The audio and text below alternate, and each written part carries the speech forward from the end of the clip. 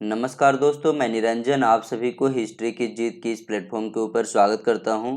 आज के क्लास में कंप्लीट गुप्त वंश के इतिहास को एक ही वीडियो में कवर करेंगे। पर आप सबसे एक रिक्वेस्ट है कि वीडियो को आप लोग एंड तक देखना। और हाँ दोस्तों, जिन्होंने इस चैनल को सब्सक्राइब करके नहीं रखा है, चैनल को सब्सक्राइब करके रख लो ऐसे और महत्वपूर्ण वीडियो प्राप्त करने के लिए। तो चलिए शुरू करते हैं। कुषाण वंश के महत्वपूर्ण शासक कनिष्क के बाद जो उसके कमजोर उत्तराधिकारी आए वो ज्यादा समय तक उत्तर भारत को अपने अधीन नहीं रख सके। ऐसा इसलिए क्योंकि कुषाणों के अधीन छोटे छोटे प्रांतों में शासन कर रहे उसके सामंतों ने बाद में अपना स्वतंत्रता घोषित करना शुरू कर दिया।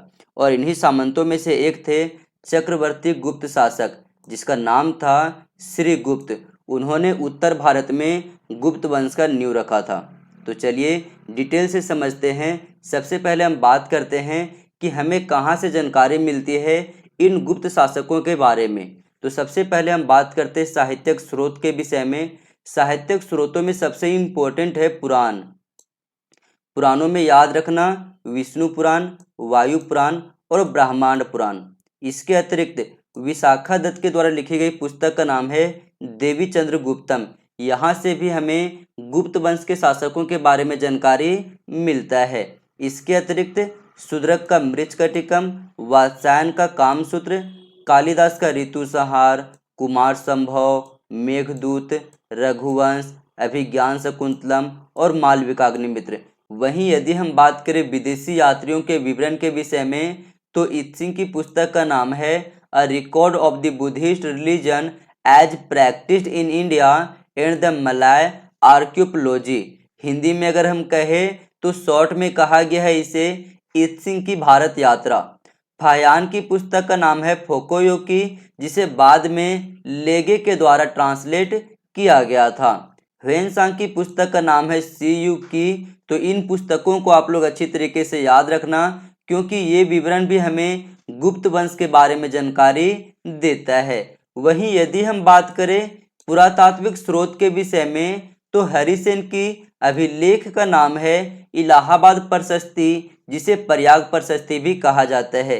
ये समुद्रगुप्त के समय का है जिसके वजह से यहाँ पर हमें समुद्रगुप्त के विषय में जानकारी मिलता है। वीरसेन का है उदयगिरी अभिलेख, ये चंद्रगुप्त द्वितीय के कार्यकाल का है। तो इस अभिलेख में हमें चंद्रगुप्त द्वितीय के बारे में जानकारी मिलता है।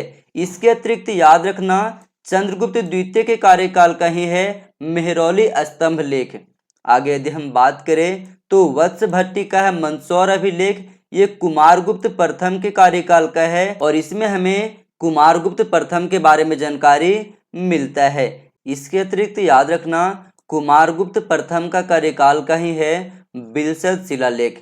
स्कंदगुप्त के समय का है भित्री अभिलेख जिसमें हमें हून आक्रमण के बारे में जानकारी मिलता है। इसके अतिरिक्त स्कंदगुप्त के समय का ही है जूनागढ़ अभिलेख जिसमें हमें सुदर्शन झील के निर्माण के बारे में जानकारी मिलता है क्योंकि सुदर्शन झील को बाद में जब बांध टूटा था तो पुनर्निर्मित किया गया था स्कंदगुप्त के कार्यकाल में। इसके अतिरिक्त याद रखना कुमारगुप्त द्वितीय का सारनाथ शिलालेख और बुद्धगुप्त का एरन शिलालेख के विषय में। मंदिरों के विषय में बात करें कि किन किन मंदिरों से हमें गुप्त वंश के बारे में जानकारी मिला है तो भूमरा का शिव मंदिर, तिगवा का विष्णु मंदिर और नाचना कुठारा का पार्वती मंदिर से। इसके अतिरिक्त बाघ और अजंता की गुफा से भी हमें गुप्त वंश के बारे में जानकारी मिलता है। अब हम बात करते हैं गुप्त वंश के शासकों के सही क्रम के विषय में क्योंकि एग्जाम में क्रोनोलॉजी ऑर्डर में प्रश्न पूछा जाता है। तो सबसे पहले आता है श्रीगुप्त जिन्होंने गुप्त वंश का नींव रखा था। इसके बाद इसका उत्तराधिकारी आता है घटोत्कच, उसके बाद चंद्रगुप्त प्रथम, समुद्रगुप्त, रामगुप्त, चंद्रगुप्त द्वितीय, कुमारगुप्त। कुमारगुप्त को कुमारगुप्त प्रथम भी कहा जाता है। इसके बाद आता है स्कंदगुप्त, पुरुगुप्त, कुमारगुप्त द्वितीय, बुधगुप्त, नरसिंहगुप्त बालादित्य, इसके बाद कुमारगुप्त तृतीय और सबसे अंतिम में आता है विष्णुगुप्त। अब हम बात करते हैं इन गुप्त शासकों की विशेषताओं के विषय में। तो सबसे पहले हम बात करते हैं श्रीगुप्त के विषय में। गुप्त वंश के संस्थापक श्रीगुप्त को माना जाता है। इसके अतिरिक्त याद रखना, चंद्रगुप्त द्वितीय की पुत्री प्रभावती गुप्त के पुनः ताम्रपत्र अभिलेख में श्रीगुप्त का उल्लेख गुप्त वंश के आदिराज के रूप में किया गया है। समुद्रगुप्त का प्रयाग प्रशस्ति, कुमारगुप्त का बिलसद स्तंभलेख और स्कंदगुप्त का भीतरी स्तंभलेख के आधार पर गुप्तों के आदि पुरुष का नाम श्रीगुप्त माना जाता है और इसे महाराज की उपाधि दिया गया है। श्रीगुप्त के समय के 2 मुहरें मिली है, जिनमें से एक के ऊपर संस्कृत और प्राकृत भाषा में गुप्तस्य लिखा गया है, वहीं दूसरे के ऊपर संस्कृत में श्रीगुप्तस्य अंकित किया गया है। याद रखना, महाराज श्रीगुप्त की मृत्यु के बाद उसका पुत्र घटोत्कच शासक बनता है, जो इस वंश का द्वितीय शासक था। तो चलिए अब हम बात करते हैं घटोत्कच के विषय में। प्रभावती गुप्त के पुनः ताम्रपत्र अभिलेख में घटोत्कच को गुप्त वंश का प्रथम राजा बताया जाता है। वहीं वकाटक शासक प्रवरसेन द्वितीय के रीतपुर लेख में उसे गुप्ता नामादिराजो कहा गया है। लेकिन गुप्त वंशावली में समुद्रगुप्त अपने आप को महाराज गुप्त का परपौत्र और घटोत्कच का पौत्र कहता है। इसका मतलब ये हुआ कि गुप्त वंश का द्वितीय राजा घटोत्कच था। अब हम बात करते हैं चंद्रगुप्त प्रथम के विषय में। तो गुप्त वंश का वास्तविक संस्थापक चंद्रगुप्त प्रथम को माना जाता है। इसका उपाधि है महाराजाधिराज और इसके समय में पाटलिपुत्र गुप्त वंश का राजधानी था। याद रखना, गुप्तों का जो राजकीय चिन्ह था वो था गरुड़। चंद्रगुप्त प्रथम का विवाह लिच्छवी वंश की राजकुमारी कुमार देवी से हुआ था। इसकी पुष्टि चंद्रगुप्त प्रथम द्वारा जारी स्वर्ण सिक्के से होती है, जिसके ऊपर कुमार देवी प्रकार, लिच्छवी प्रकार, राजा रानी प्रकार, विवाह प्रकार आदि नामों का अंकन मिलता है। आगे यदि हम बात करें तो चंद्रगुप्त प्रथम का साम्राज्य मगध, साकेत और प्रयाग तक विस्तृत था। इसके बारे में जानकारी हमें वायु पुराण और डॉक्टर हेमचंद्र राय चौधरी के विवरण से मिलता है।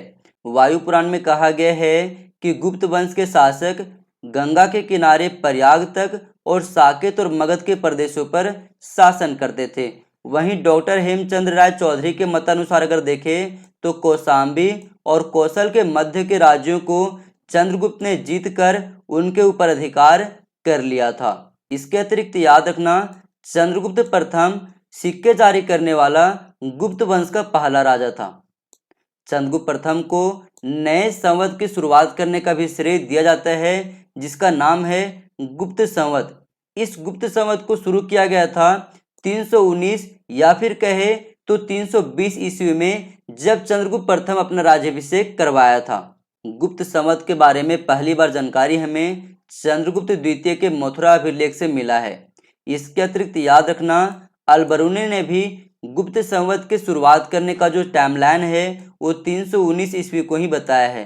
चंद्रगुप्त प्रथम ने लगभग 319 ईस्वी से 350 ईस्वी तक शासन किया और इसके बाद उन्होंने अपने जीवन काल में ही अपने सुयोग्य पुत्र समुद्रगुप्त को अपना उत्तराधिकारी घोषित कर दिया था, जिसके बाद अगला उत्तराधिकारी समुद्रगुप्त बनता है। समुद्रगुप्त का कार्यकाल 350 ईस्वी से 375 ईस्वी तक रहता है और इसे भारत का नेपोलियन भी कहा जाता है। तो चलिए समुद्रगुप्त के बारे में विस्तार से समझते हैं। इसके कई सारे उपाधि हैं, जैसे कि अश्वमेध पराक्रम, व्याघ्र पराक्रम, पराक्रमांक, अप्रतिरथ और चंद्र प्रकाश। समुद्रगुप्त ने युद्ध और विजय के नीति का अनुसरण किया और अपने साम्राज्य का अत्यधिक मात्रा में विस्तार किया था। उसके उपलब्धियों के बारे में संपूर्ण जानकारी उसके राज दरबार के कवि हरिसेन के द्वारा संस्कृत में लिखे गए प्रशस्ति, जिसका नाम है इलाहाबाद यानी कि प्रयाग प्रशस्ति, उसमें लिपिबद्ध किया गया है। यह अभिलेख गुप्त वंश का पहला अभिलेख है।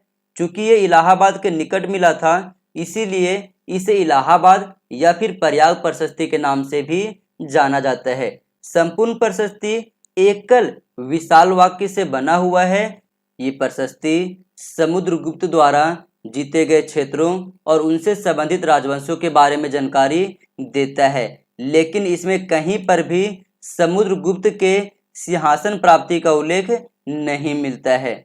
इसके अतिरिक्त याद रखना कि इलाहाबाद यानी कि प्रयाग प्रशस्ति के जो लेखक थे हरिसेन, उनको कई सारी उपाधियां दिया गया था, जैसे कि संधि विग्रह, कुमार अमात्य और महादंड नायक। आगे यदि हम बात करें तो समुद्रगुप्त ने हर जीते हुए क्षेत्र के लिए अलग अलग नीतियां अपनाया था, जैसे कि गंगा यमुना के दोबाब वाला जो एरिया था वहां पर उन्होंने विजय हासिल किया, लेकिन उस विजय के बाद उसके क्षेत्र को अपने साम्राज्य में मिला लिया, जबकि दक्षिण भारत के 12 राज्यों को जीतने के बाद भी उसे अपने साम्राज्य में ना मिला करके उसे स्वतंत्र कर दिया।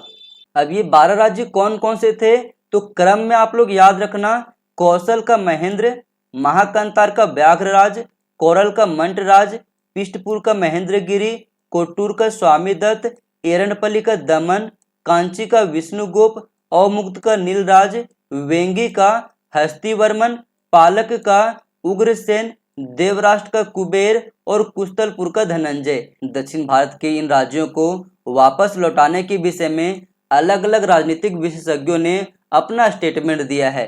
उन्होंने बताया है कि दक्षिण भारत के लिए राजनीतिक समझौते की नीति इसलिए अपनाई गई क्योंकि उसे ज्ञात था कि एक बार उत्तर भारत में अपने क्षेत्र में लौटने के पश्चात इन राज्यों पर नियंत्रण स्थापित रखना दुष्कर होगा। अतः इसके लिए इतना पर्याप्त था कि ये शासक उसकी सत्ता को स्वीकार करें और उसे कर और उपहार का भुगतान करते रहें। और यही वजह था कि उन्होंने इन दक्षिण भारत के 12 राज्यों को जीतने के बाद भी उनके राज्य को उन शासकों को वापस कर दिया। इलाहाबाद अभिलेख के अनुसार 5 पड़ोसी सीमावर्ती प्रदेशों तथा पंजाब और पश्चिम भारत के 9 गणतंत्र समुद्रगुप्त के विजयों से भयभीत हो गए थे और उन्होंने बिना युद्ध किए ही समुद्रगुप्त को धन और करों का भुगतान करना और उसके आदेशों का पालन करना स्वीकार कर लिया था। आगे यदि हम बात करें तो मुख्य रूप से यह माना जाता है कि उसका साम्राज्य एक विस्तृत भूखंड तक फैला हुआ था, लेकिन समुद्रगुप्त का प्रत्यक्ष प्रशासनिक नियंत्रण मुख्य गंगा घाटी तक विस्तृत नहीं था। वह अपना सैन्य विजय का उत्सव अश्व बलि देकर के मनाता था और इसके साथ ही इस अवसर पर अश्वमेध प्रकार के सिक्के जारी करता था। लेकिन याद रखना, इन सिक्कों के बारे में इलाहाबाद यानी कि प्रयाग प्रशस्ति में कहीं पर भी हमें उल्लेख नहीं मिलता है। आगे यदि हम बात करें तो समुद्रगुप्त को लिच्छवी दोहित्र भी कहा जाता है। समुद्रगुप्त केवल विजेता ही नहीं था, बल्कि एक कवि, एक संगीतकार और साथ ही शिक्षा का महान संरक्षक भी था। प्रयाग प्रशस्ति में उसे महान संगीतकार के रूप में उल्लेखित किया गया है। इसके अतिरिक्त याद रखना कि संगीत के प्रति उसका प्रेम उसकी मुद्राओं से भी हमें दिखाई देता है, जिसमें समुद्रगुप्त को वीणा बजाते हुए दिखाया गया है। इसके अतिरिक्त ये भी याद रखना कि समुद्रगुप्त का विवाह दत्ता देवी से हुआ था। अब हम बात करते हैं समुद्रगुप्त के उत्तराधिकारी रामगुप्त के विषय में, लेकिन ये चूंकि अयोग्य था जिसके कारण से इसकी कोई भी विवरण हमें नहीं मिलता है और तुरंत कुछ समय के बाद अगला उत्तराधिकारी चंद्रगुप्त द्वितीय बन जाता है। चंद्रगुप्त द्वितीय का कार्यकाल 375 ईस्वी से 415 ईस्वी के बीच में था। तो चलिए अब हम चंद्रगुप्त द्वितीय के बारे में विस्तार से समझते हैं। चंद्रगुप्त द्वितीय ने मालवा और गुजरात के शक शासकों को पराजित किया और इसके वजह से इसे विक्रमादित्य का उपाधि दिया गया है। इसके अतिरिक्त इसका अन्य उपाधि है परम भागवत का। तो ये दोनों उपाधि याद रखना है, एक विक्रमादित्य और दूसरा परम भागवत। चंद्रगुप्त द्वितीय का अन्य नाम है देवगुप्त, देवराज और देवश्री और इनके समय में गुप्त वंश का राजधानी था उज्जैन। चंद्रगुप्त द्वितीय ने मात्र अपने पिता के साम्राज्य का विस्तार ही नहीं किया, बल्कि इस युग के अन्य वंशों के साथ वैवाहिक संबंध भी स्थापित किए थे, जैसे कि नागा राजकुमारी कुबेर नाग, जिसे कि ध्रुव देवी भी कहा जाता है, उनके साथ विवाह किए और इनके विवाह के बाद ही प्रभावती गुप्त नामक उनकी बेटी का जन्म हुआ था। प्रभावती का विवाह फिर बाद के दिनों में दक्षिण भारत में शासन कर रहे वकाटक वंश के शासक रुद्रसेन द्वितीय के साथ कर दिया था। इस प्रकार से चंद्रगुप्त द्वितीय का संबंध अगर कहा जाए वैवाहिक रूप से तो नागा शासकों के साथ भी था और वाकाटक शासकों के साथ भी। आगे यदि हम बात करें तो चंद्रगुप्त द्वितीय के मेहरौली लौह स्तंभ से ज्ञात होता है कि इन्होंने बंगाल पर भी विजय प्राप्त किया और इसी अभिलेख में चंद्रगुप्त द्वितीय का नाम लिखा गया है चंद्र के रूप में। चंद्रगुप्त द्वितीय के समय में ही 399 ईस्वी में चीनी यात्री फायान भारत के यात्रा पर आया था। चंद्रगुप्त द्वितीय युद्ध क्षेत्र में जितना महान था, शांति काल में उससे कहीं अधिक कर्मठ माना जाता है। वह स्वयं भी विद्वान था और विद्वानों का आश्रयदाता भी। उसके समय में पाटलिपुत्र और उज्जैनी दोनों ही विद्या के प्रमुख केंद्र थे। अनुश्रुति के अनुसार उसके दरबार में 9 विद्वानों की एक मंडली निवास करती थी जिसे नवरत्न कहा गया है। इसमें शामिल है धन्वंतरी, वररुचि, शंकु, वेताल भट्ट, वराहमिहिर, अमर सिंह, छपनक, खटकरपारा और कालिदास। आगे यदि हम बात करें तो चंद्रगुप्त द्वितीय का सांधि विग्रहिक यानी कि शांति और संधि करने वाला व्यक्ति जिसका नाम था वीरसेन, वह व्याकरण, न्याय, मीमांसा और शब्द का प्रकांड पंडित और एक कवि भी था। उन्होंने ही उदयगिरि अभिलेख का लेखन किया था। इसके अतिरिक्त याद रखना, राजशेखर ने अपने ग्रंथ काव्य मीमांसा में इस बात का उल्लेख किया है कि उज्जैनी में कवियों की परीक्षा लेने के लिए एक विद्वत परिषद गठित की गई थी। चंद्रगुप्त द्वितीय गुप्त साम्राज्य का पहला शासक था जिसने चांदी यानी कि रजत के सिक्के चलवाए थे। इसके अतिरिक्त उन्होंने सोने और तांबे के सिक्के भी चलवाए थे। चंद्रगुप्त द्वितीय के जो सोने के सिक्के थे उसमें धनुर्धर प्रकार, छत्रधारी प्रकार, पर्यंड प्रकार, सिंह निहंता प्रकार और अश्वरोही प्रकार के मुद्रण का अंकन किया गया था। चांदी के सिक्कों पर मुख भाग में राजा की आकृति और पृष्ठ भाग में गरुड़ की आकृति को दर्शाने वाली चंद्रगुप्त द्वितीय के समय के सिक्के प्राप्त हुए हैं। अब हम बात करते हैं इस समय के कुछ महत्वपूर्ण फैक्ट के ऊपर। तो चंद्रगुप्त द्वितीय एक महान विजेता, कुशल शासक, कूटनीतिज्ञ, विद्वान और विद्या का उदार संरक्षक था। उसके काल में गुप्त साम्राज्य की चहुमुखी प्रगति हुई थी।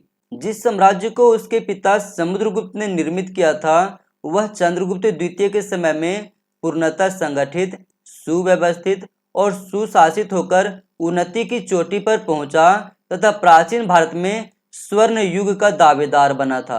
अब हम बात करते हैं कुमारगुप्त प्रथम के विषय में। इनका समय काल है 415 ईस्वी से 455 ईस्वी के बीच में। चंद्रगुप्त द्वितीय के बाद कुमारगुप्त प्रथम साम्राज्य की गद्दी पर बैठा। वह चंद्रगुप्त द्वितीय की पत्नी ध्रुव देवी से उत्पन्न उसका सबसे बड़ा पुत्र था। यदि हम कुमारगुप्त प्रथम की उपाधि के विषय में बात करें तो इसमें शामिल है परम भागवत, महेंद्रदित्य और शकरादित्य। यदि इसकी पत्नी के नाम देखें तो इनकी पत्नी थी देवकी जिसे अनंत देवी कहा गया है। कुमारगुप्त ने कुल 40 वर्षों तक शासन किया था। इस दीर्घ काल में यद्यपि उसने कोई विजय नहीं किया, केवल दक्षिण भारत के विजय अभियान को छोड़ करके, लेकिन उसके शासनकाल का महत्व इस बात में है कि उसने अपने पिता से जिस विशाल साम्राज्य को उत्तराधिकार में प्राप्त किया था उससे अक्षुण्ण बनाए रखा तथा अपने विशाल साम्राज्य में शांति और व्यवस्था को स्थापित और कायम रखा। कुमारगुप्त प्रथम ने अश्वमेध यज्ञ भी करवाया और इसी के समय में 427 ईस्वी में नालंदा विश्वविद्यालय का निर्माण किया गया। वत्स भट्टी का मंदसौर अभिलेख कुमारगुप्त के समय के बारे में जानकारी प्रदान करता है और इसमें रेशम बुनकरों यानी कि श्रेणियों द्वारा एक भव्य सूर्य मंदिर के निर्माण का उल्लेख किया गया है। कुमारगुप्त प्रथम के बाद अगला उत्तराधिकारी बनता है स्कंदगुप्त। इसका समय काल है 455 ईस्वी से 467 ईस्वी के बीच में। तो चलिए अब हम बात करते हैं स्कंदगुप्त के विषय में। कुमारगुप्त प्रथम के मृत्यु के बाद गुप्त शासन की बागडोर उसके सुयोग्य पुत्र स्कंदगुप्त के हाथों में आया। इसका उपाधि है परम भागवत और क्रमादित्य। स्कंदगुप्त का सर्वाधिक महत्वपूर्ण लेख जूनागढ़ अभिलेख है जो कि सौराष्ट्र यानी कि गुजरात के जूनागढ़ से प्राप्त हुआ है। इसमें उसके शासनकाल की प्रथम तिथि गुप्त संवत 136 यानी कि 455 ईस्वी का उत्कीर्णन मिलता है। स्कंदगुप्त के जूनागढ़ अभिलेख में ही कहा गया है कि स्कंदगुप्त ने हुनों को परास्त करके सौराष्ट्र प्रांत में पर्णदत्त को अपना राज्यपाल नियुक्त किया था और इसी लेख में गिरनार के नगरपति चक्रपालित जो कि पर्णदत्त का पुत्र था उसके द्वारा सुदर्शन झील के बांध के पुनर्निर्माण का विवरण भी मिलता है। आगे यदि हम बात करें तो स्कंदगुप्त के स्वर्ण सिक्कों के मुख भाग पर धनुष बाण लिए हुए राजा की आकृति और पृष्ठ भाग पर पद्मासन मुद्रा में विराजमान लक्ष्मी के साथ साथ श्री स्कंदगुप्त उत्कीर्ण किया गया है। इसके अतिरिक्त कुछ सिक्कों के ऊपर गरुड़ ध्वज की और इसके उपाधि क्रमादित्य का अंकन भी मिलता है। इसके अतिरिक्त याद रखना स्कंदगुप्त के कार्यकाल में जो चांदी यानी कि रजत के सिक्के थे उसमें उनके पूर्वजों के समान ही उत्कीर्णन मिला है, जैसे कि उनके मुख भाग पर राजा का चित्र और पृष्ठ भाग पर गरुड़, नंदी या फिर वेदी बनाई हुई उत्कीर्णन मिला है। इनके ऊपर स्कंदगुप्त की उपाधियां जैसे कि परम भागवत और क्रमादित्य का उत्कीर्णन भी मिलता है।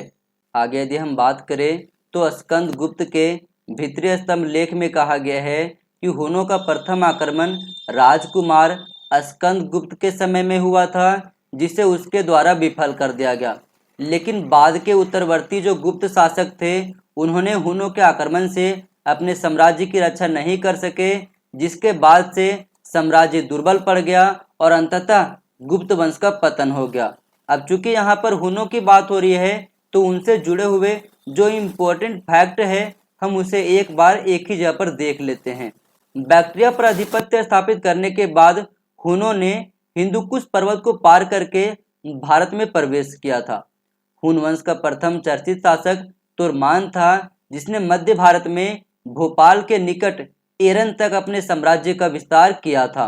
तुर्मान का पुत्र मिहिरकुल 515 ईस्वी में उसका उत्तराधिकारी बनता है और आलेखों में इसका विवरण एक तानाशाह और क्रूर शासक के रूप में मिलता है, लेकिन बाद के दिनों में मालवा के शासक यशोवर्मन और गुप्त शासक नरसिंहगुप्त बालादित्य ने अंततः मिहिरकुल को पराजित किया और उत्तर भारत से उसके साम्राज्य विस्तार को रोक करके उसकी समाप्ति कर दिया।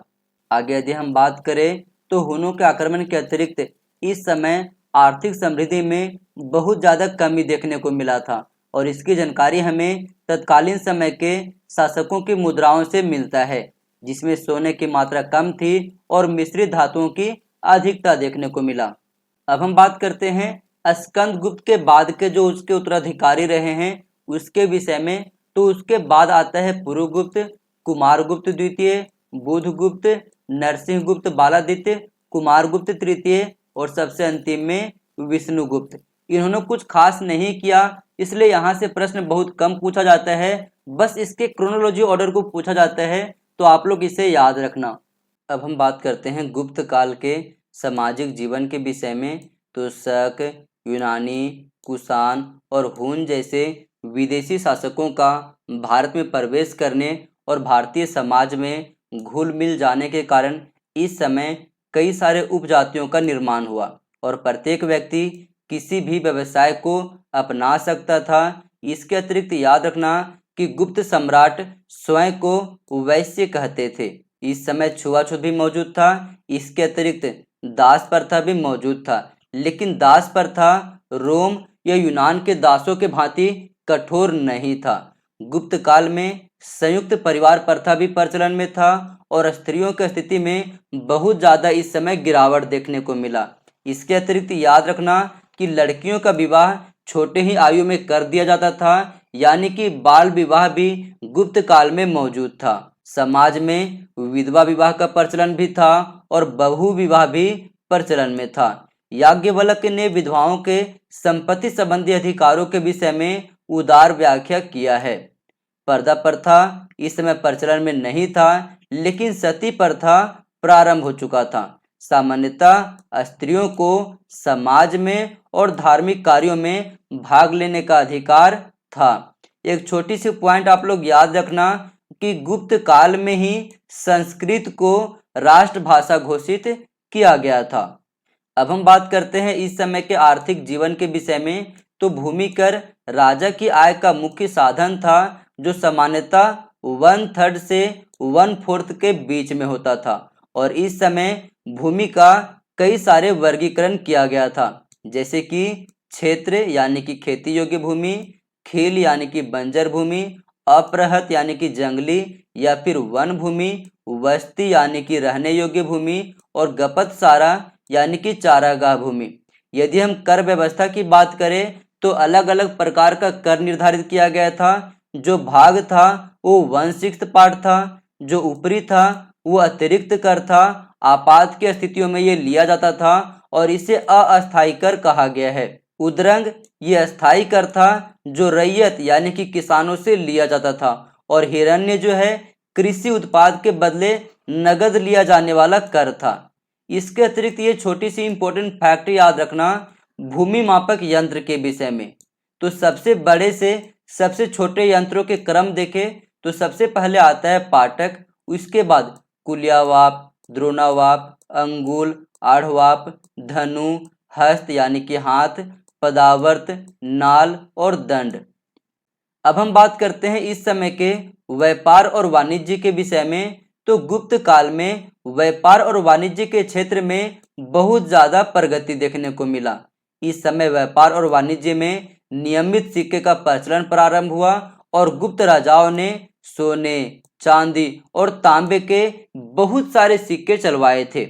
इस समय सोने और चांदी के सिक्कों के बीच का जो अनुपात था वो था 1:16 यानी कि 1:16। सामान्यतः लेन देन कौड़ियों में होता था। और इसके अतिरिक्त याद रखना भड़ौच, उज्जैनी, प्रतिष्ठान, विदिशा, प्रयाग, पाटलिपुत्र, वैशाली, ताम्रलिप्ति, मथुरा, अहिक्षेत्र, कौशाम्बी, ये सारे क्षेत्र इस समय के प्रमुख व्यापारिक नगर थे। गुप्तों के समय में भारतीयों ने मालवाहक जहाजों का निर्माण भी किया था।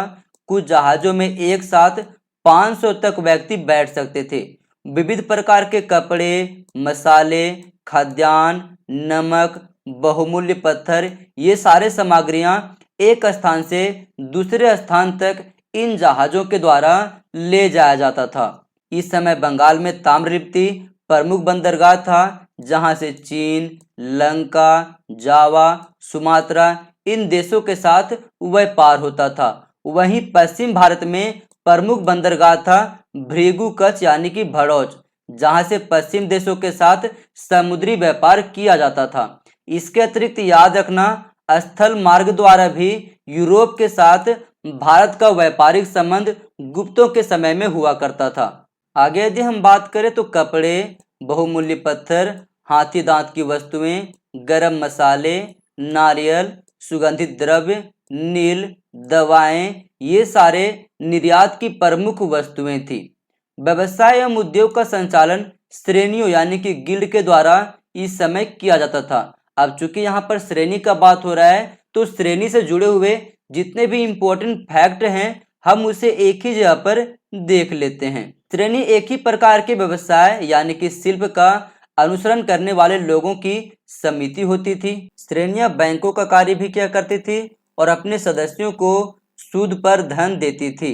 प्रत्येक श्रेणी का एक प्रधान होता था और 4 या 5 व्यक्तियों की एक कार्यकारिणी बोर्ड। बृहस्पति स्मृति से ज्ञात होता है कि ईमानदार, वेदों और अपने कर्तव्यों के ज्ञाता, योग्य, आत्मसंयमी और कुलीन व्यक्ति ही श्रेणियों के प्रबंध अधिकारी नियुक्त किए जाते थे। श्रेणियां स्वायत्तशासी संस्थाएं थी जिनके अपने नियम और कानून होते थे। राज्य सामान्य तौर से उनका सम्मान करता था। स्मृतियों में राजा को निर्देश दिया गया है कि वह श्रेणियों के रीति रिवाजों का पालन करवाए। अपने सदस्यों के झगड़ों का निपटारा वे स्वयं करते थे और प्रत्येक श्रेणी के पास अपनी अलग अलग मुहर यानी कि सील होती थी। आगे यदि हम बात करें तो व्यापारी एक स्थान से दूसरे स्थान को माल लेकर जाते समय समूह में चलते थे और इसे सार्थ कहा जाता था और इसके नेता को सार्थवा कहा जाता था। व्यापारियों की समिति भी होती थी जिसे निगम कहा जाता था और निगम के प्रधान को श्रेष्ठी कहा जाता था। कुछ इंपॉर्टेंट फैक्ट जिसे आप लोग याद रखना, मंडाल अभिलेख के अनुसार कारीगरों के कुछ नाम बताए गए हैं, जैसे कि इष्टकपल्ली यानी कि ईंट निर्माता, हिरण्यपुर यानी कि स्वर्ण निर्माता, लोहा नगर यानी कि लौह निर्माता। गुप्तकालीन मुद्राओं की अगर हम बात करें तो स्वर्ण मुद्रा यानी कि जो सोने के मुद्रा होते थे उसे दिनार कहा गया है लैटिन भाषा में, और चांदी की मुद्रा को रूपक कहा गया है। इसके अतिरिक्त ये याद रखना कि विष्णुगुप्त ने सबसे कम स्वर्ण यानी कि सोने की प्रतिशत वाले सिक्के जारी किए थे। अब हम बात करते हैं गुप्त वंश के प्रशासनिक व्यवस्था के विषय में। तो उनकी सेना में पैदल, घुड़सवार, हाथी और रथ सेना शामिल थे। महासेनापति, सेनापति, महाबलाधिकृत, बलाधिकृत, बृहस्वाल, भटाश्वपति और कट्टुक ये प्रमुख सैन्य अधिकारी थे।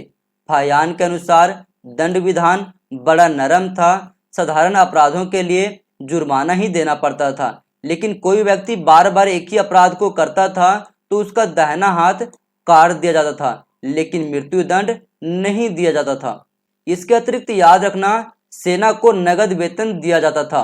और यदि हम इस समय के प्रमुख अधिकारी की बात करें तो कुमार अमात्य जिसे सिविल सेवक कहा गया है, महादंडनायक न्यायाधीश को कहा गया है, महासंधि विग्रहक ये युद्ध एवं शांति संधि करने वाला अधिकारी था, महाबलाधिकृत ये सेनापति था, महाअक्षपटलिक ये लेखा यानी कि अकाउंट्स विभाग का सर्वोच्च अधिकारी था।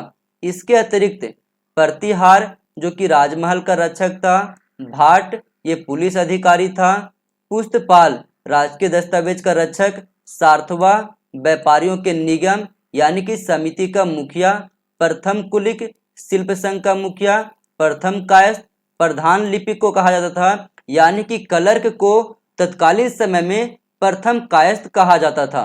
इसके अतिरिक्त भंडागाराधिकृत ये राजकोष अधिकारी था, दंडपाशिक पुलिस विभाग का सर्वोच्च अधिकारी, विनय स्थित स्थापक ये धर्म संबंधी मामलों का प्रधान अधिकारी था। इसके अतिरिक्त शिक्षा और लोगों की नैतिक आचरण पर यह स्वयं दृष्टि रखता था।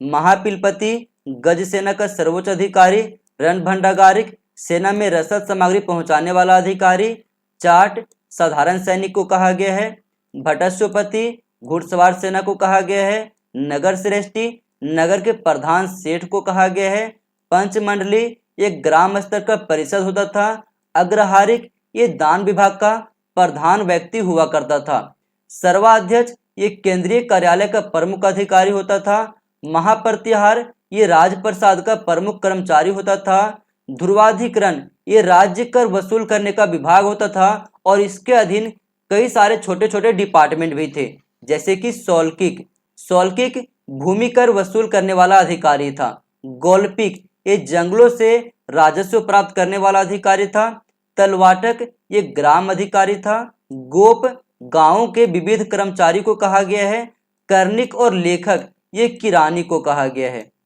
अब हम बात करते हैं इस समय के प्रांतीय शासन व्यवस्था के विषय में। तो गुप्त राजाओं ने प्रांतीय और स्थानीय शासन व्यवस्था को अपनाया था। संपूर्ण गुप्त साम्राज्य को राष्ट्र, देश, पृथ्वी, अवनी या फिर राज्य कहा गया और इसके अंतर्गत भुक्ति या फिर प्रांत आते थे, जिसका प्रमुख था उपरिक। इन प्रांतों को विषय या फिर जिला में बांटा गया, इसका प्रमुख था विषयपति। इन जिलों को विथि में बांटा गया और विथि को ग्राम में बांटा गया था। इसके अतिरिक्त इस इम्पोर्टेंट फैक्ट को भी आप लोग याद रखना, पुनरावर्धन भुक्ति उत्तरी बंगाल और पूर्णिया के क्षेत्र में था, वर्धमान भुक्ति बंगाल का ही एक भाग था, तीर भुक्ति तिरहुत वाला एरिया में था, श्रावस्ती भुक्ति अवध वाला एरिया में था और अहिछित्रा भुक्ति बुंदेलखंड वाला एरिया में था। अब हम बात करते हैं गुप्त काल के कला एवं स्थापत्य के विषय में। तो सबसे पहले हम बात करते हैं मंदिरों की विशेषता के विषय में, क्योंकि यहाँ से प्रश्न पूछा जाता है। गुप्तकालीन मंदिरों का निर्माण सामान्यतः एक ऊंचे चबूतरे पर होता था, जिन पर चढ़ने के लिए चारों ओर से सीढ़ियां बनाई गई थी। प्रारंभिक मंदिरों की छतें चपटी होती थी, लेकिन आगे चलकर शिखर भी इस पर बनाए गए। मंदिरों के भीतर एक चौकोर अथवा वर्गाकार कक्ष बनाया जाता था, जिसमें मूर्तियां रखी जाती थी। ये मंदिर का सबसे महत्वपूर्ण भाग था, जिसे गर्भगृह भी कहा जाता था। गर्भगृह 3 ओर से दीवारों से घिरा होता था, जबकि एक ओर से प्रवेश द्वार बनाए गए थे। पहले गर्भगृह की दीवारों सादी होती थी, किंतु बाद में आगे चल के उन्हें मूर्तियों तथा अलंकरणों से अलंकृत कर दिया गया। गर्भगृह के चारों ओर ऊपर से आच्छादित प्रदक्षिणा पथ बना होता था और गर्भगृह के प्रवेश द्वार पर बने चौखट पर मकर वाहिनी गंगा और कुर्म वाहिनी यमुना की आकृतियां उत्कीर्णित मिलती है, जो गुप्त काल की अपनी विशेषता को प्रदर्शित करती है। आगे यदि हम बात करें तो ऊपर के शिलापट तथा पार्श्व भाग में भी हंस, मिथुन, स्वास्तिक, श्रीवृक्ष, मंगल कलश, शंख, पद्म, इन सारे पवित्र मांगलिक चिन्हों और प्रतीकों का मंदिरों के ऊपर अंकन मिलता है। पहले गर्भगृह के सामने एक स्तंभ युक्त मंडप बनाया जाता था, लेकिन बाद के दिनों में आगे चल के इसे गर्भगृह के चारों ओर बनाया जाने लगा। द्वार स्तंभ अलंकृत होते थे, जिनमें पूर्ण कलश की आकृतियां बनी रहती थी। कलश से पुष्प बाहर निकलते हुए दिखाए गए हैं। इसके अतिरिक्त याद रखना, मंदिर के वर्गाकार स्तंभों के शीर्ष भाग पर 4 सिंह की मूर्ति बनी हुई है, जो कि एक दूसरे से पीठ सटाए हुए हैं। गर्भगृह में केवल मूर्ति स्थापित रहती थी और उसमें उपासकों के एकत्र होने का कोई स्थान नहीं बनाया गया था। गुप्त काल के अधिकांश मंदिर पाषाण यानी कि पत्थरों से बने हुए थे, लेकिन भीतर गांव का मंदिर और सिरपुर का मंदिर जो है वो ईंटों से निर्मित किया गया था। अब हम बात करते हैं गुप्त काल के कुछ प्रमुख मंदिर के विषय में। तो याद रखना, तिगवा का विष्णु मंदिर को, एरन का विष्णु मंदिर को, इसके अतिरिक्त नाचना कुठारा का पार्वती मंदिर। आपको इसलिए याद करने के लिए कह रहे हैं क्योंकि एग्जाम में प्रश्न पूछा जाता है, सूची 1 को सूची 2 से मिलान कीजिए। एक और आपका मंदिर का नाम लिखा रहेगा, दूसरे और उनसे संबंधित स्थलों के नाम लिखे रहेंगे। उस समय आपको मिलाने में आसानी होगा। जो नाचना कुठारा का पार्वती मंदिर है वो मध्य प्रदेश के पन्ना जिला में है। भूमरा का शिव मंदिर मध्य प्रदेश के सतना जिला में है। सिरपुर का लक्ष्मण मंदिर ये मध्य प्रदेश के रायपुर जिला में है। इसके अतिरिक्त याद रखना, देवगढ़ का दशावतार मंदिर ये उत्तर प्रदेश के झांसी जिला में है, जिसे आज हम लोग ललितपुर के नाम से जानते हैं। इसके अतिरिक्त याद रखना, कानपुर के भीतरगांव मंदिर को ये भी उत्तर प्रदेश में अवस्थित है। कुछ प्रमुख स्थल जैसे कि तीनथाल एलोरा में है, कोंतगुड़ी मंदिर ऐहोल में है, मेगुती मंदिर ये भी ऐहोल में है, केशव मंदिर सोमनाथपुर में है, नागेश्वर स्वामी मंदिर कुंभकोणम में है, मीनाक्षी मंदिर मदुरै में है, सूर्य मंदिर उड़ीसा के कोणार्क में है, जगन्नाथ मंदिर उड़ीसा के पुरी में है, पद्मनाभ स्वामी मंदिर ये तिरुवनंतपुरम में है, महाबलीपुरम मंदिर ये मामल्लपुरम में है। यदि हम देवगढ़ के दशावतार मंदिर की विशेषता देखें तो सबसे ऊपर में कलश है, उसके नीचे आमलक, कंठ, अंडक, वेदिका, सुकनासिका, फिर से वेदिका, और यहाँ पर ये देखोगे तो ये है सुकनासिका और सबसे किनारे में आपका है प्रदक्षिणा पथ। अब हम बात करते हैं गुप्त काल के बौद्ध मूर्तियों के विषय में। तो गुप्त युग में 3 बौद्ध मूर्तियां बहुत ज़्यादा प्रसिद्ध हुई। ये है सारनाथ की बुद्ध मूर्ति, मथुरा के बुद्ध मूर्ति और सुल्तानगंज के बुद्ध मूर्ति। ये बौद्ध मूर्तियां अभय मुद्रा में, वरद मुद्रा में, ध्यान मुद्रा में, भूमि स्पर्श मुद्रा में और धर्मचक्र परिवर्तन आदि मुद्राओं में अंकित किए हुए मिले हैं। एक एक करके इनकी विशेषता को देखते हैं। तो सबसे पहले हम बात करते हैं सारनाथ की बुद्ध मूर्ति के विषय में। सारनाथ की बुद्ध मूर्ति अत्यधिक आकर्षक है। ये लगभग 2 फुट 4.5 इंच ऊंची है। ये बुद्ध मूर्ति पद्मासन में विराजमान है और इनके सिर पर अलंकृत प्रभा मंडल दिखाया गया है। इनके बाल घुंघराले और कान लंबे हैं। उनकी दृष्टि नासिका के अग्रभाग पर टिकी हुई है और ये धर्मचक्र परिवर्तन मुद्रा में बना हुआ है। यहाँ से बुद्ध का भूमि स्पर्श मुद्रा वाली प्रतिमा भी प्राप्त हुई है। इसे भी आप लोग याद रखना।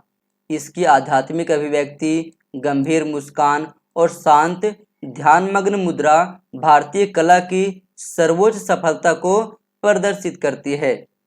अब हम बात करते हैं मथुरा के बुद्ध मूर्ति के विषय में। तो मथुरा की गुप्तकालीन बुद्ध मूर्तियों में दो मूर्तियां विशेष रूप से उल्लेखनीय मानी जाती है और ये दोनों ही मूर्तियां खड़ी मुद्रा में है, जिसकी ऊंचाई लगभग 7 फुट 2.5 इंच के बराबर है।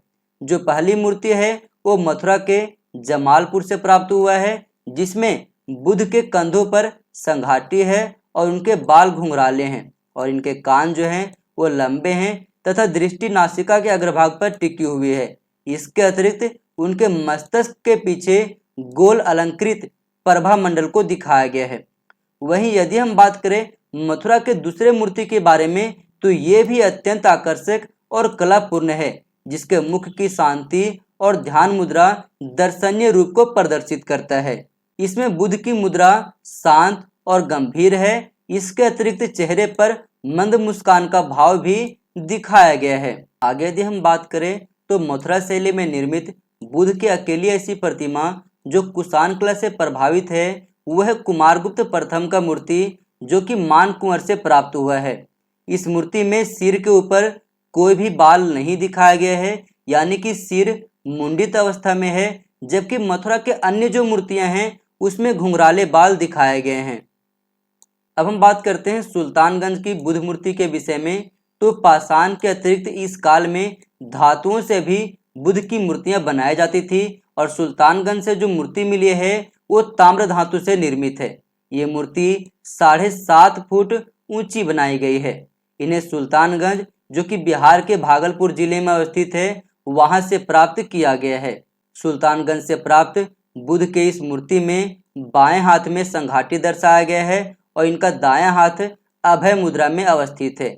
संघाटी का घेरा पैरों तक लटका हुआ है। इसके अतिरिक्त याद रखना कि यह मूर्ति भी अत्यंत सजीव और प्रभावशाली अवस्था में दिखाई देता है। अब हम बात करते हैं गुप्त काल के विज्ञान एवं प्रौद्योगिकी के बारे में। तो सबसे पहले हम बात करते हैं इस समय के गणित और नक्षत्र विज्ञान में जो विकास हुए उसके विषय में। तो सबसे पहला जो नाम आता है वह है बोधायन। बोधायन पहले विद्वान थे जिन्होंने गणित में कई सारी अवधारणाओं को स्पष्ट किया जो बाद में पश्चिमी दुनिया द्वारा खोजी गई, जैसे कि पाई के मूल्य की गणना। ये पाइथागोरस के जमाने से कई वर्ष पूर्व लिखे गए थे बोधायन के द्वारा। बोधायन का एक रचना है जो कि नाम है शुल्ब सूत्र, इसे भी आप लोग याद रखना। अगला नाम है आर्यभट्ट का। आर्यभट्ट 5वीं शताब्दी के गणितज्ञ, नक्षत्रविद, ज्योतिर्विद और भौतिकी के ज्ञाता थे। ये गणित के क्षेत्र में एक पथ प्रदर्शक के रूप में जाने जाते हैं। इन्होंने 23 वर्ष की उम्र में ही आर्यभट्टियम नामक पुस्तक लिखा था, जो कि उस समय के गणित का एक सारांश माना जाता है। इस विद्वतापूर्वक कार्य का 4 विभाग यानी कि 4 पार्ट हैं। ये 4 पार्ट कौन कौन से हैं? तो जो पहला पार्ट है उसमें बड़ी दशमलव संख्याओं का वर्णन किया गया है।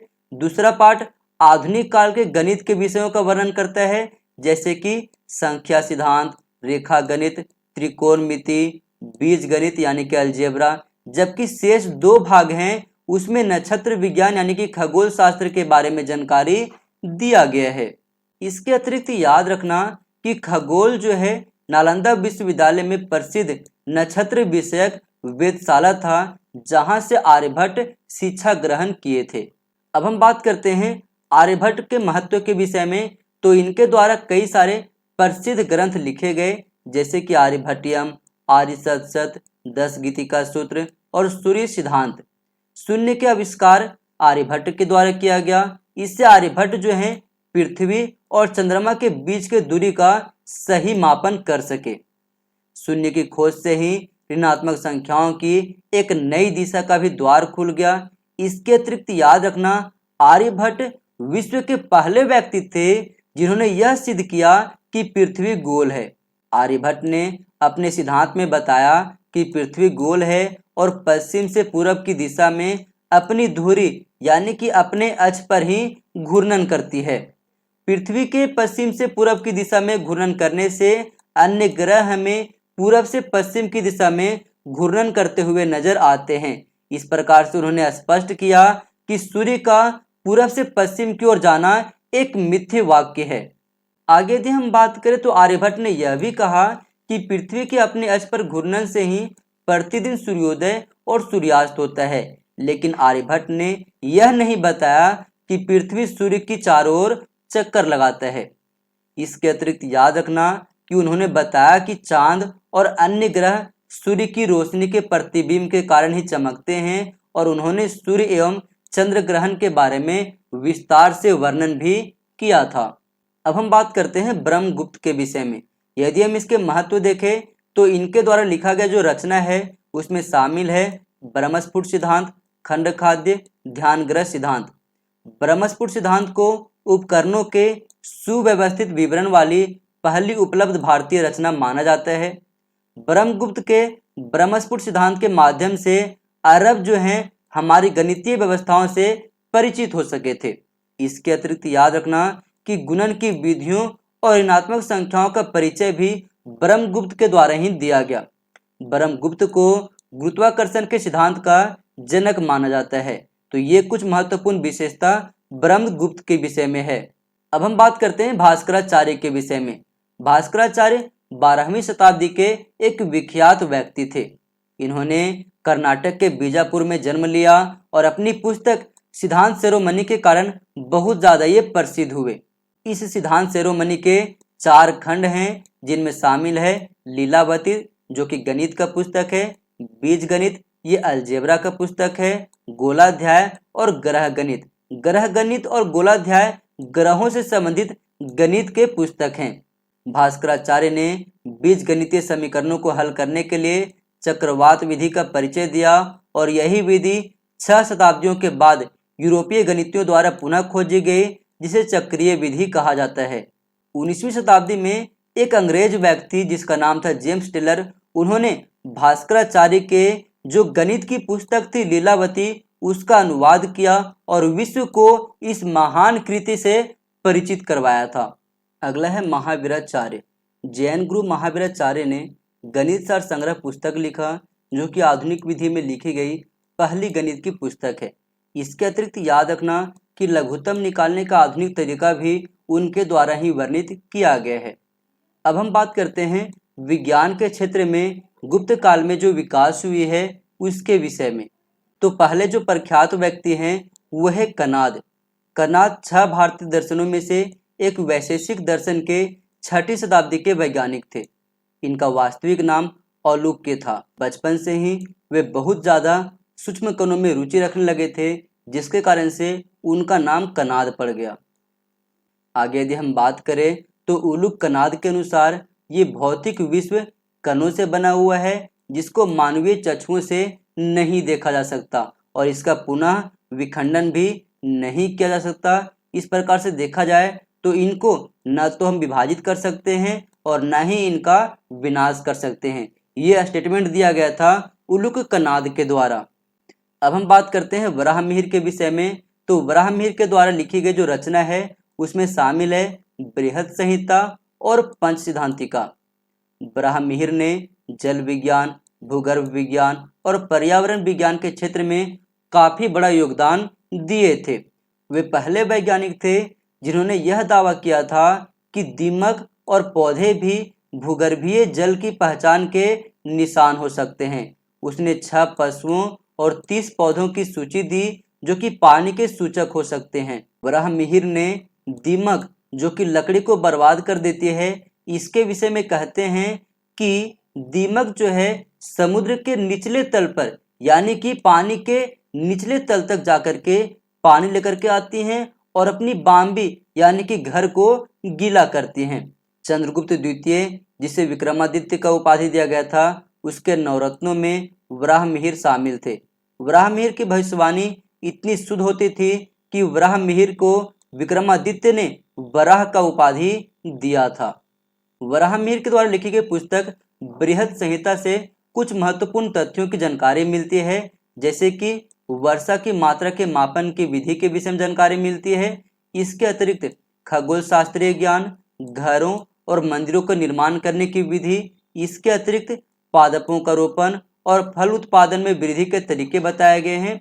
इसके अतिरिक्त याद रखना भूचाल मेध सिद्धांत का जानकारी भी हमें वराहमिहिर के बृहद संहिता से ही मिलता है। अब हम बात करते हैं नागार्जुन के विषय में। नागार्जुन 10वीं शताब्दी के एक महत्वपूर्ण वैज्ञानिक थे। उनके परीक्षणों का प्रमुख उद्देश्य था मूल धातु को सोने में बदलना, जैसे कि पश्चिमी दुनिया में कीमियागर करते थे। यद्यपि वे अपने उद्देश्यों में सफल नहीं हो सके, फिर भी वह एक ऐसे तत्व बनाने में सफल हुए जिसमें सोने जैसी चमक थी, और ये तकनीक आज नकली जेवर बनाने में काम आता है। आगे यदि हम बात करें तो नागार्जुन ने अपने ग्रंथ रस रत्नाकर में सोना, चांदी, टीन और तांबा निकालने का विस्तार से वर्णन किया है, और उनका मानना है कि प्रकृति यानी कि पदार्थ का रूपांतरण औषधि एवं समाधि के प्रयोग द्वारा होता है। अब हम बात करते हैं गुप्त काल के चिकित्सा विज्ञान या फिर आयुर्वेद और योग के विषय में, जिनमें नाम आता है सबसे पहले सुश्रुत का। सुश्रुत शल्य चिकित्सा के क्षेत्र में अग्रणी माने जाते हैं। वे शल्य चिकित्सा को चिकित्सा कला की सर्वोत्तम शाखा समझते थे, जिसका बहुत कम निष्फल होने का भय था। सुश्रुत का सबसे बड़ा योगदान सुनम्य चिकित्सा यानी कि प्लास्टिक सर्जरी और आंखों के ऑपरेशन यानी कि मोतियाबिंद निकालने में है। कुछ गंभीर प्रकार के यदि हम शल्य क्रियाओं के बारे में बात करें तो उसमें शामिल है गर्भ में से शिशु को निकालना, जख्मी मलाशय को ठीक करना और मूत्राशय से पथरी को निकालना। सुश्रुत के द्वारा लिखी गई रचना का नाम है सुश्रुत संहिता, जिसमें चिकित्सा के बारे में विस्तार से विवरण दिया गया है। इसमें ये इंपॉर्टेंट फैक्ट को आप लोग याद रखना, सुश्रुत संहिता में शल्य चिकित्सा में प्रयोग होने वाले यंत्रों का वर्णन भी किया गया है। अगला है चरक। चरक प्राचीन भारतीय औषध विज्ञान के जनक माने जाते हैं, और ये कनिष्क के दरबार में राजवैद्य थे। यदि हम इसके औषध विज्ञान पर लिखे गए पुस्तक चरक संहिता के विषय में बात करें तो इसमें बहुत बड़ी संख्या में रोगों का वर्णन किया गया है, साथ ही उनके कारणों का पता लगाने की विधियां और उनके इलाज करने के तरीके भी बताए गए हैं।